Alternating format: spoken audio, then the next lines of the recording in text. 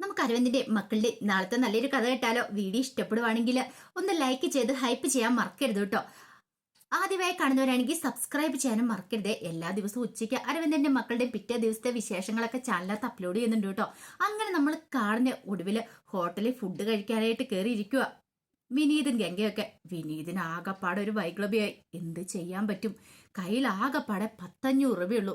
Baby ചേട്ടൻ അവിടുത്തെ menu card എടുത്ത് നോക്കിയിട്ട് പറഞ്ഞു, എന്തേലും ഒരു ചെറിയ സാധനം മേടിക്കുന്നത് തന്നെ 1000 രൂപയ്ക്ക് മുകളിലാവും. അത്രയും വലിയ ഹോട്ടലിലാണ് ഗംഗയെ കൊണ്ട് പോയിരിക്കുന്നത്. വിനീതിന് അങ്ങനെ പരിചയമൊന്നുമില്ലോ. വിനീതിന്റെ വിചാരം വല്ല 100-100 രൂപ കൊടുത്താൽ ഫുഡ് കിട്ടും.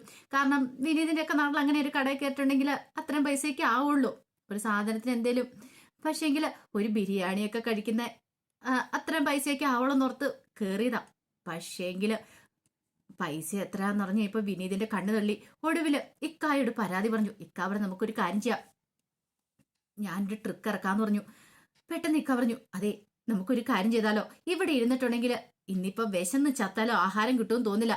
നമുക്ക് പുറത്ത് വേറെ ഏതെങ്കിലും ഹോട്ടലിൽ പോയി കഴിക്കാം. അപ്പൊ നമുക്ക് പെട്ടെന്ന് ആഹാരം കിട്ടുമെന്ന് പറഞ്ഞു. ഇത് കേട്ട് കഴിഞ്ഞപ്പോ ബേബിച്ചേട്ടൻ പറഞ്ഞു, എന്തിനാ? അതിന്റെ ആവശ്യമൊന്നുമില്ല, നമ്മൾ മെനു കാർഡിൽ ഓർഡർ ചെയ്താൽ മതി, അപ്പൊ തന്നെ കിട്ടുമെന്ന് പറഞ്ഞു. വിനീത് പറഞ്ഞു, ഗംഗയ്ക്ക് വിശന്നിട്ട് ഒരു രക്ഷയില്ലല്ലോ. ഗംഗ നിനക്ക് വിശക്കുന്നില്ലേ? എനിക്കൊരു രക്ഷയില്ല വിനീതേട്ടാ വിശന്നിട്ട്. ബേബിച്ചേട്ടൻ പറഞ്ഞു, ഒരു കാര്യം ചെയ്യാൻ പോളെ, നമുക്ക് പെട്ടെന്ന് തന്നെ പോവാം. പുറത്തു പോയി ഏതെങ്കിലും കടയിൽ നിന്ന് പോലെ തട്ടുകടയിൽ നിന്ന് കഴിച്ചാലും പെട്ടെന്ന് തന്നെ നമുക്ക് ആഹാരം കിട്ടും. ഇവിടെ ഇരുന്നിട്ടുണ്ടെങ്കിൽ ഇനി എത്ര സമയം കഴിയണമെന്ന് പോലും അറിയത്തില്ല. പിന്നെ ഇത് ഈ കടലിൽ നിന്നൊക്കെ നേരിട്ട് പിടിച്ചുകൊണ്ടിരുന്ന ഫിഷും കാര്യങ്ങളൊക്കെയാണല്ലേ വേചേട്ടൻ പറഞ്ഞിരിക്കുന്നത്. അതെങ്ങനെയാണെന്നൊന്നും അറിയത്തില്ല. അതിന് പിന്നെ അവര് വെച്ചുണ്ടാക്കി വരുമ്പോഴത്തേനും ഒരു സമയം പിടിക്കും. അത്ര സമയം പട്ടിണിക്ക് ഇരിക്കാന്ന് പറഞ്ഞാലേ. ഒടുവില് ഗംഗ വിനീതനെ നോക്കി. വിനീത് പറഞ്ഞു, ഗംഗ എന്തെങ്കിലും നമുക്ക് പോയാലോ എന്ന് ചോദിച്ചു. അങ്ങനെ ഒടുവിൽ ഓരോ കള്ളത്തരങ്ങളൊക്കെ പറഞ്ഞ് അവരവിടുന്ന് പുറത്തേക്ക് ഇറങ്ങണം. അപ്പോഴാണ് വിനീതിന് ശ്വാസം വീണെ. എങ്ങാനും ഇനി അവസാനം അവിടെ അരി ആട്ടേണ്ട വരുമോ എന്നൊരു ചിന്തയുണ്ടായിരുന്നു. കൈ പൈസ ഇല്ലല്ലോ. ഇത്ര രൂപയാവുന്നോട്ട് വിചാരിച്ചതും ഇല്ല. വലിയ ഹോട്ടലിൽ കയറി കഴിഞ്ഞപ്പോ സാധാരണ കടയിൽ കയറുന്ന റേറ്റ് ആയിരിക്കും എന്ന് കരുതിയിട്ടാ കയറിയത്. പുറത്തിറങ്ങി കഴിഞ്ഞപ്പം വിനീത് പറഞ്ഞു, ഇനിയിപ്പോ എന്ത് ചെയ്യും? നമ്മള് എവിടെ കയറണം? ഒരു കാര്യം ചെയ്യാം, ഇവിടെ തൊട്ടടുത്ത് വേറെ ഒരു ഹോട്ടലുണ്ടോ എന്ന് നോക്കാം, അവിടെ കയറാന്ന് പറഞ്ഞു. അങ്ങനെ തൊട്ടടുത്തൊരു കടയിൽ കയറി അവര് ഫുഡ് ഓർഡർ ചെയ്തു. വലിയ നല്ല ഫുഡൊന്നും ആയിരുന്നില്ല, എങ്കിലും വിശക്കുന്നുണ്ടായിരുന്നു ഗംഗയ്ക്ക് നന്നായിട്ട്. ആഹാരം കഴിച്ചു. അപ്പോഴേക്കും വിനീതിന് ഭയങ്കര വിഷമായി. പാവം നല്ലൊരു ഹോട്ടലിൽ കയറി ഫുഡ് വാങ്ങിച്ചു കൊടുക്കാന്ന് ഓർത്തിരുന്ന, പക്ഷെ ഇത്രയും പൈസയൊന്നും വിചാരിച്ചില്ല. എന്ത് ചെയ്യാൻ പറ്റും? അങ്ങനെ അവിടെ ഒടുവില് അവിടുന്ന് യാത്ര തിരിക്കുകയാണ്. അപ്പോഴേക്കും ഏകദേശം രാത്രി ആയിട്ടുണ്ടായിരുന്ന സമയം. തിരിച്ചു പോരുന്ന വഴിക്കാണെങ്കിൽ ബേബിച്ചാണ്ട് ആഹാരം കൂടെ കഴിച്ചു കഴിഞ്ഞപ്പോ നല്ല ഫിറ്റല്ലേ ആള്. ആഹാരമൊക്കെ കഴിച്ചു കഴിഞ്ഞപ്പോഴത്തേനും പുള്ളിക്കാരന് ഛർദ്ദിക്കാൻ വന്നു. ബേബിച്ചാണ്ട് ഛർദ്ദി തുടങ്ങി. അപ്പത്തേനും പെട്ടെന്ന് ഡ്രൈവർ വണ്ടി നിർത്തി. ബേബിച്ചാണ്ട് പുറത്തിറങ്ങി ഛർദ്ദിക്കുകയാണ്. കുറച്ച് കഴിഞ്ഞ് വീണ്ടും ബേബിച്ചേട്ടൻ വണ്ടിയിലേക്ക് കയറി. അപ്പോഴേക്കും ഇക്ക പറഞ്ഞു, ദേ ബേബി നിന്നെ ഇനി ഛർദ്ദിക്കോ? ഓ ഒന്ന് പോയി ഇക്ക അവിടുന്ന്. ഛർദ്ദിക്കുവാണോ പറയണം കേട്ടോ, അല്ലെങ്കിലേ ഇനി മൊത്തം ആ കൊച്ചിന്റെ മേത്തേക്കായിരിക്കും നീ ഛർദ്ദിച്ചിടുന്നേ. കാരണം ബേബിച്ചേട്ടൻ ഫ്രണ്ടിലായിരിക്കുന്നേ. അങ്ങനെ ഛർദ്ദിച്ചിട്ടുണ്ട് പണിയാവൂന്ന് പറഞ്ഞു. കുറച്ച് കഴിഞ്ഞപ്പോ ബേബിച്ചേട്ടൻ വീണ്ടും ഛർദ്ദിച്ചു. വണ്ടിക്കകത്ത് വെച്ച് തന്നെ പുറത്തേക്ക് ഛർദ്ദിക്കുക. ഗംഗയ്ക്കാണെങ്കിൽ ഇങ്ങനെ ആകെപ്പാട വല്ലാത്തൊരു ബുദ്ധിമുട്ട്. മനം പുരട്ടി വരുവാണ്. ഗംഗ വായും മൂക്കും ഒക്കെ പൊത്തിപ്പിടിച്ചുകൊണ്ടിരിക്കുക. വിനീതിന് ഭയങ്കര സങ്കടമായി. നല്ലൊരു ട്രിപ്പ് വന്ന അതിങ്ങനെ കുളമായല്ലോ എന്നൊക്കെയൊരു ചിന്തയായിരുന്നു. ഒരു വിധത്തിലാണ് അങ്ങനെ ഗംഗ കാറിനകത്തിരുന്നേ. വീട്ടിലെത്തിക്കഴിഞ്ഞപ്പോൾ ഒരു സമാധാനമായത്. ആ സമയം ശാരദയും കാവേരി എല്ലാം കാത്തിരിക്കുന്നുണ്ടായിരുന്നു. അത്ര ലേറ്റ് ആയിട്ട് ഇതിനു മുമ്പൊന്നും വന്നിട്ടൊന്നും ഇല്ലല്ലോ. പിന്നെ വിളിച്ചു പറഞ്ഞിട്ടുണ്ടായിരുന്നു കുറച്ച് താമസിക്കുമെന്ന്. വന്നു കഴിഞ്ഞപ്പോഴത്തേനും ശാരദ ചോദിച്ചു, ഇതെന്താ മോളെ ഇത്ര വൈകിയത് എന്താന്ന് ചോദിച്ചു. അപ്പോഴേക്കും വിനീത് പറഞ്ഞു, അത് പിന്നെ ഞങ്ങള് 1-2 സ്ഥലത്തൊക്കെ ഒന്ന് കറങ്ങാൻ പോയിട്ടുണ്ടായിരുന്നു. രാധം പറഞ്ഞു, ആ ഇപ്പോഴൊക്കെയല്ലേ ഇങ്ങനെ കറങ്ങാൻ പറ്റുള്ളൂ, ഇനി ഇപ്പൊ ഒരു കുഞ്ഞും കാര്യങ്ങളൊക്കെ ആയിട്ടുണ്ട്, പെട്ടെന്നൊന്നും പോക്ക് നടക്കില്ല. ആ സമയം ഗംഗ ഇങ്ങനെ രൂക്ഷമായിട്ട് നോക്കുകയാണ്. നീ എന്താടി എന്നെ നോക്കണേ? ഞാനുള്ള സത്യാവസ്ഥയല്ലേ പറഞ്ഞെന്ന് ചോദിച്ചു. പിന്നീട് ഗംഗ എങ്ങനെയോ നോക്കി. പിന്നീട് ഗംഗ പറഞ്ഞു, അതെ ഞാൻ പോയി ഡ്രസ്സൊക്കെ ഒന്ന് മാറി ഒന്ന് ഫ്രഷ് ആവട്ടെ എന്ന് പറഞ്ഞുകൊണ്ട് ഗംഗ അങ്ങോട്ട് പോയി. ആ സമയം കാവേരി വന്നിട്ട് ചോദിച്ചു, എങ്ങനെയുണ്ടായിരുന്നു വിനീതേട്ട ട്രിപ്പൊക്കെ? അടിപൊളിയായിരുന്നോ എന്ന് ചോദിച്ചു. കുഴപ്പമൊന്നും ഇല്ലായിരുന്നു. പിന്നെന്ത് പറ്റി മുഖത്തൊരു സന്തോഷമില്ലായ്മ? ഒന്നില്ല. ശാരദ ചോദിച്ചു, അല്ല ആഹാരം വേണ്ടേ? ആഹാരം കഴിക്കണില്ലേ? ഞങ്ങള് പുറത്തുനിന്ന് കഴിച്ചായിരുന്നു. എങ്കിൽ ശരിയെന്ന് പറഞ്ഞിട്ട് ശാരദ അങ്ങോട്ട് പോയി കഴിഞ്ഞപ്പോഴത്തേനും രാധം വന്നിട്ട് ചോദിച്ചു, എടാ എങ്ങനെയാ അവള് നീയായിട്ട് കൂടുതൽ അടുത്തോന്ന് ചോദിച്ചു. കുഴപ്പമൊന്നുമില്ല. എടാ ഇതുവരെയായിട്ട് അവളെ മാനേജ് ചെയ്യാൻ നീ പഠിച്ചിട്ടില്ലേ എന്ന് പറഞ്ഞിട്ട് രാധമ്മയുടെ വക 3-4 ഡയലോഗും കൂടെ ആയിരുന്നു. ഇതേ സമയം ഗീതയും ദാസും കൂടെ പുതിയ തന്ത്രങ്ങളൊക്കെ മെനയാണ്. കാരണം സുജാതയുടെ പേരിലുള്ള സ്ഥലവും സ്വത്തുവകളൊക്കെ അടിച്ചു മാറ്റിയെടുക്കണം. അതിനു വേണ്ടിയിട്ടാണല്ലോ വിനീതിനെ കുറിച്ച് ഇല്ലാത്ത കള്ളക്കഥകളൊക്കെ പറഞ്ഞ് വിനീതിനെ അകറ്റി നിർത്തിയിരിക്കുന്നത്. സുജാതയെ വിനീതിനെയും കൂടെ അകറ്റണം. എങ്കിൽ മാത്രമേ സ്വത്തുവകളൊക്കെ അടിച്ചു മാറ്റാൻ പറ്റുള്ളൂ. കെട്ടിച്ചുവിട്ട വീട് പോലും വേണ്ടെന്ന് പറഞ്ഞുകൊണ്ട് ഇവിടെ വന്ന് സുജാതയുടെ കൂടെ ഗീത നിൽക്കുന്നുണ്ടെങ്കിൽ ഈ സ്വത്തുക്കൾ കണ്ടിട്ട് മാത്രമാണ്. ഇപ്പോഴാണെങ്കിലോ ഒരു പറ്റിയ സമയമാണ്. കല്യാണ കാര്യം പറഞ്ഞുകൊണ്ട് എങ്ങനെ വിനീതിനെ ഒഴിവാക്കാം. പോരാത്തനെ കെട്ടിയവനും കൂടെ വിളിച്ചു വരുത്തിയിരിക്കുക. അങ്ങനെ രണ്ടുപേരും കൂടെ പ്ലാൻ ചെയ്യുവാണ്. ഗീത പറഞ്ഞു, അമ്മയ്ക്ക് എത്രയൊക്കെയെന്ന് പറഞ്ഞാലും വിനീതിനോടാ ഇപ്പോഴും കൂറ. ഇത്രയൊക്കെ ഉണ്ടെന്ന് പറഞ്ഞിട്ട് കാര്യമില്ല. എന്തേലും കിട്ടുമോന്ന് അറിയത്തില്ല. ഇനിയിപ്പം ഞാനെന്തേലും പറഞ്ഞിട്ടുണ്ട് എന്നോട് പറയും നിനക്ക് തന്നു വിട്ടല്ലേന്ന് ചോദിക്കും. അത് കേട്ടപ്പോ ദാസ് പറഞ്ഞു, എടി ഞാൻ അവിടുന്ന് ഇവിടെ വന്ന് നിൽക്കുന്നുണ്ട് വെറുതെ അല്ല, നിനക്കറിയാലോ. ഇനിയിപ്പൊ എന്ത് ചെയ്യും ദാസേട്ടാ? ഇതെല്ലാം നമ്മുടെ പേരിലേക്ക് ആക്കി മാറ്റണം. എന്റെ പേരിലേക്ക് ആക്കി മാറ്റുവാണെങ്കിൽ പിന്നെ കുഴപ്പമില്ല. ഇടി അത് എത്രയും പെട്ടെന്ന് തന്നെ ചെയ്യണം. അതിനിപ്പോ എന്തോ ഒരു മാർഗം. ഒരു കാര്യം ചെയ്യാം, ആ വിനീതിനെ ഇവിടേക്ക് കയറ്റായിരുന്നാ മതി. അതോടുകൂടി പ്രശ്നങ്ങളൊക്കെ സോൾവ് ആവും. വിനീത് ഇവിടെ കയറി കഴിഞ്ഞിട്ടുണ്ടെങ്കിൽ ഒന്നും നടക്കില്ല.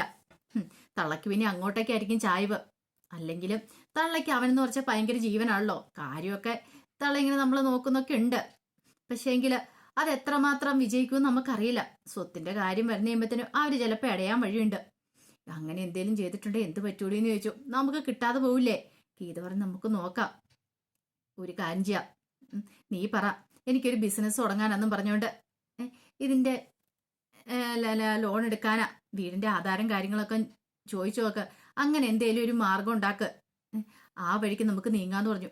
ഗീത പറഞ്ഞു, നടക്കും അതൊക്കെ. എടി ഇതെങ്ങനെയൊക്കെ പറയാ ചുമ്മാ നടക്കുമെന്ന് പറഞ്ഞിട്ടൊന്നും ഒരു കാര്യമില്ല. നീ കാര്യങ്ങളൊക്കെ ചോദിച്ച് എത്രയും പെട്ടെന്ന് ഡീൽ ചെയ്യാൻ നോക്ക്. അത് അവിടെ സുജാത ഒന്ന് കേട്ടിട്ടുണ്ടായിരുന്നു. സുജാത അവിടെ വന്ന് നിൽക്കുന്ന ഇവര് കണ്ടില്ല. ഇവരുടെ സംസാരം മൊത്തം കേട്ടു. ഓഹോ, അപ്പൊ അതാണ് കാര്യം. അപ്പൊ സ്വത്ത് അടിച്ചു മാറ്റാനാണ് ഭർത്താവിനെ കൂടെ വിളിച്ചു വരുത്തിയിരിക്കുന്നത്. എല്ലാം കിട്ടിക്കഴിഞ്ഞിട്ടുണ്ടെങ്കിൽ തന്നെ ഈ വീട്ടിൽ നിന്ന് അടിച്ചിറക്കും എന്നുള്ള കാര്യം ഉറപ്പാ. സുജാത ആരാ മോള്? അട്ടയുടെ കണ്ണ് കണ്ടല്ലേ. സുജാതയ്ക്ക് മനസ്സിലായി തന്റെ മോളും മരുമോനും കൂടെ കൂടിയിട്ട് തനിക്കിട്ടുള്ള പണി തരുവാന്ന്.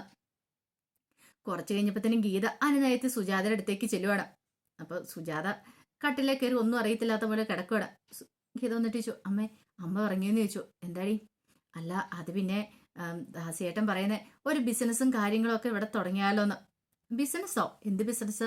അത് പിന്നെ അങ്ങനെയൊന്നും തീരുമാനിച്ചിട്ടില്ല. അപ്പോഴേക്ക് സുജാത പറഞ്ഞു, അതെ ബിസിനസ് തുടങ്ങുന്നതിനും കുഴപ്പമില്ല, അവന്റെ പൈസയുണ്ട് തുടങ്ങിക്കോളാൻ പറ. അല്ലമ്മേ അതിപ്പം ദാസിയേണ്ട ഇവിടുന്ന് അത്രയും പൈസയൊക്കെ. എടി പൈസ ഇല്ലാത്തവര് നീ പണിക്ക് പോരുത്. പിന്നെ ഇതേ ഇവിടുത്തെ സ്വത്തുവകകൾ കണ്ടിട്ട് ഇതൊക്കെ ഈ വീട് ഇതൊക്കെ കണ്ടിട്ട് എന്താണ് നിന്റെ ഭർത്താവിനോട് ബിസിനസ്സും കാര്യങ്ങളും തുടങ്ങണ്ടെന്ന് പറഞ്ഞേരെ. അങ്ങനെ എന്തേലും തുടങ്ങാനായിട്ട് ഉദ്ദേശമുണ്ട് അതങ്ങോട്ട് വേണ്ടെന്ന് വെച്ചാൽ മതി എന്ന് പറഞ്ഞോണ്ട് സുജാത കിടന്ന് ദേഷ്യപ്പെട്ടു. ഗീത ഒട്ടും പ്രതീക്ഷിച്ചിട്ടുണ്ടായിരുന്നില്ല. ഗീതയ്ക്ക് എന്ത് ചെയ്യണമെന്ന് അറിയില്ല. ഗീതയ്ക്ക് മനസ്സിലായി ഈ പ്ലാനിങ് ഒന്നും നടക്കില്ല എന്നുള്ള കാര്യം. കുറച്ച് കഴിഞ്ഞപ്പോൾ ഗീത എന്ന് ദാസിനോട് കാര്യങ്ങൾ പറയണം. ദാസ് പറഞ്ഞ് തള്ള എങ്ങനെ വഴങ്ങുന്ന ലക്ഷണം കാണുന്നില്ല. അങ്ങനെയാണ് തള്ളയെ മെരുക്കാനായിട്ട് അടുത്ത നമ്പർ ഇടേണ്ട വരുമെന്നൊക്കെ പറഞ്ഞു. ഇതേ സമയത്ത് ഗായത്രിയും അംബിക മുത്തശ്ശിയും കൂടെ സംസാരിക്കുകയാണ്. നല്ല വിഷമമുണ്ട് അംബിക മുത്തശ്ശിക്ക്. കാരണം രഘുനാഥിനോട് ഇതുപോലൊരു ചതി ശിവരാജൻ ചെയ്യുന്നു പ്രതീക്ഷിച്ചില്ല. കൊന്നിട്ടാണെങ്കിലും ശരി സ്വത്തുക്കളൊക്കെ സ്വന്തമാക്കാണ്ട് അയാൾ ശ്രമിച്ചുകൊണ്ടിരിക്കുന്നത്. കൃത്യസമയത്ത് തന്നെ നരം വന്നില്ലായിരുന്നെങ്കിൽ ഉറപ്പായിട്ടും തന്റെ ഭർത്താവിന്റെ കാര്യത്തിന് തീരുമാനം ഉണ്ടാക്കിയേനും. അതൊക്കെ ഓർത്തിങ്ങനെ വിഷമിച്ചിരിക്കുമ്പോഴത്തേനും ഗായത്രി പറഞ്ഞു, അമ്മ എന്താ അമ്മ ഓർത്തിങ്ങനെ സങ്കടപ്പെട്ടിരിക്കുന്നത്?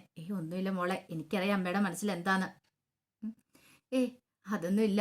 ഗായത്രി പറഞ്ഞു, ഞാൻ ഓർക്കുന്നത് എന്താണെന്നറിയാവോ? അവളെക്കുറിച്ച്, ആ ചാന്ദിനിയെ കുറിച്ച്. അതെന്താ മോളെ അങ്ങനെ? അല്ല ഇത്രമായിട്ടും ചാന്ദിനിയെ കുറിച്ച് ഒരു വിവരം കിട്ടിയിട്ടില്ല അവൻ എത്രമാത്രം അന്വേഷിച്ചു. അങ്ങനെ ഒരു വിവരം കിട്ടാതിരിക്കണമെങ്കിൽ ഇനിയിപ്പം അവൾ എവിടേക്കെങ്കിലും പോയതല്ലേ, ഇനിയിപ്പം അവൾക്ക് വല്ലതും സംഭവിച്ചു കാണുമോ, അപകടം എന്തേലും സംഭവിച്ചു കാണുമോ എന്നൊക്കെ ഗായത്രി ഇങ്ങനെ അംബിക മുത്തശ്ശിയോട് പറയണം. അംബിക മുത്തശ്ശിയും തോന്നിയത് ശരിയാന്ന്. കാരണം ഈ പറയുന്ന ചാന്ദിനിയെ വിവാഹം കഴിക്കാനിരുന്നായിരുന്നു നരന്. പക്ഷെ പെട്ടെന്നൊരു ദിവസമാണ് ചാന്ദിനിയെ കാണാതാവുന്നത്. എങ്ങോട്ട് പോയി എങ്ങനെയാണെന്നും അറിയത്തില്ല. അങ്ങനെയാണെങ്കിൽ കാണാതെ വന്നതിന്റെ പിന്നിൽ ഇനിയിപ്പോൾ വല്ല അപകടം നടന്നോ എന്ന് പോലും ഒരു സംശയം അവരുടെയൊക്കെ ഉള്ളിലുണ്ടാകുന്നുണ്ട്. ഒന്നും സംഭവിക്കാതെ ഇത്ര പെട്ടെന്ന് ഇങ്ങനെ കാണാതാകുമോ? അതോ ഇത്ര അന്വേഷിച്ചിട്ട് വിവരം കിട്ടിയിട്ടില്ലോ? ഇത് കേട്ടോണ്ടാണ് നരൻ അങ്ങോട്ടേക്ക് വരുന്നത്. നരൻ കേട്ട് ഈ പറയുന്നതൊക്കെ. അപ്പൊ അവള് പോയെന്നും പറഞ്ഞുകൊണ്ട് നരനാണെങ്കിൽ വല്ലാത്തൊരു മൂഡ് ഓഫിലായിരുന്നു. ആകെപ്പാട് ഡിപ്രഷൻ മൈൻഡായിരുന്നു. ഒരു കാര്യങ്ങളും നോക്കുന്നില്ല, ഒന്നും ചെയ്യുന്നൊന്നും ഉണ്ടായിരുന്നില്ല. പക്ഷേങ്കില് ഇപ്പം ഗായത്രിക്കാണെങ്കിലും അംബിക മുത്തശ്ശിക്കാണല്ലോ ആ കാര്യത്തിൽ ഒരു സംശയം വരുന്നുണ്ട്. ഇനിയിപ്പം അവളെ ആരെങ്കിലും ഇല്ലാതാക്കിയതായിരിക്കോ അതോ ഇനി അപകടം പറ്റിയതാണോ എന്നൊന്നും അറിയത്തില്ല. അല്ലെങ്കിൽ ഇത്ര അന്വേഷിച്ചിട്ട് കണ്ടെത്തേണ്ടല്ലേ. അത് കേട്ടൊക്കെ കഴിഞ്ഞപ്പോഴത്തേനും നരനും ഭയങ്കര വിഷമായി. അപ്പോഴാണ് നന്റെ മനസ്സിലേക്ക് അങ്ങനെ ഒരു ചിന്ത വരുന്നത്. ഇനിയിപ്പോൾ അങ്ങനെ എന്തെങ്കിലും സംഭവിച്ചിട്ടുണ്ടായിരിക്കുമോ, അങ്ങനെ എന്തെങ്കിലും ഉണ്ടെങ്കിൽ കണ്ടെത്താൻ തന്നെ തീരുമാനിക്കുന്നുണ്ട്. അപ്പൊ അതിന്റെ കഥകളൊക്കെ നമ്മൾ കാണാൻ പോകുന്നത്. ആ വിശേഷങ്ങൾക്കായി നമുക്ക് എല്ലാവർക്കും കാത്തിരിക്കാട്ടോ. ഒരിക്കൽ കൂടി എല്ലാവർക്കും ശുഭദിനം നേർന്നുകൊണ്ട് നിർത്തുന്നു. നന്ദി.